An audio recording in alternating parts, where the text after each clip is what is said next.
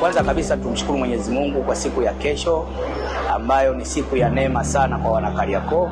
Mwenyezi Mungu ameleta neema ya Mheshimiwa Rais kupata fursa ya Mheshimiwa Rais wa Jamhuri ya Muungano wa Tanzania kuja katika soko kuu hili la Kariakoo. Yote napenda sana kumshukuru Mheshimiwa Rais kwa ajili ya kutoa fedha zaidi ya shilingi bilioni 28 kwa ajili ya ukarabati wa soko hili la zamani sambamba na ujenzi wa soko hili jipya la Kariakoo. Ningependa kutumia nafasi hii kumpongeza na kumshukuru kwa jitihada zake na kazi yake imara na iliyotukuka kwa kuona kilio chetu sisi wafanyabiashara na kutufungulia soko hili. Naamini kupitia soko hili sisi wafanyabiashara tutanufaika zaidi na tutaendelea kufanya biashara kwa kimataifa, kuuzia nchi jirani na ndani ya nchi yetu.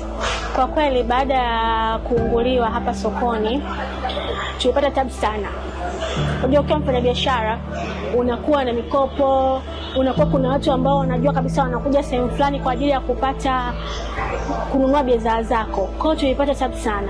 Lakini tunamshukuru sana Mama Samia kwa kweli. Kwa sababu wengine tulazimika hadi kuwa mawinga, kuwa tunatembeza tu barabarani na kuja tena kujijenga upya.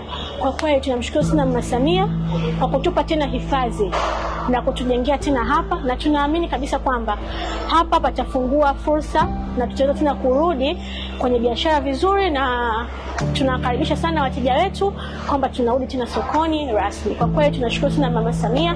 Mama, mbarikiwe sana. Shukuru Mama Samia kwa hii hatua kubwa na nzuri.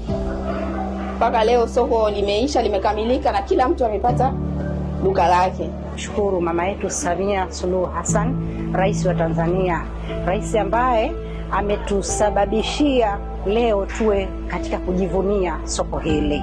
Na sina mengi ya kusema baada ya kuwa shukurani zetu ni nyingi sana.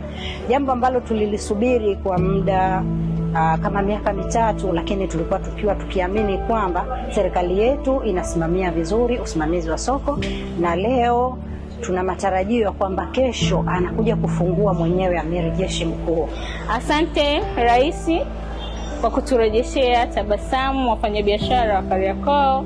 Mategemeo yetu ni makubwa. Tunajivunia na tuna furaha na shukrani zetu nyingi sana kwake yeye Rais wa Jamhuri ya Muungano wa Tanzania.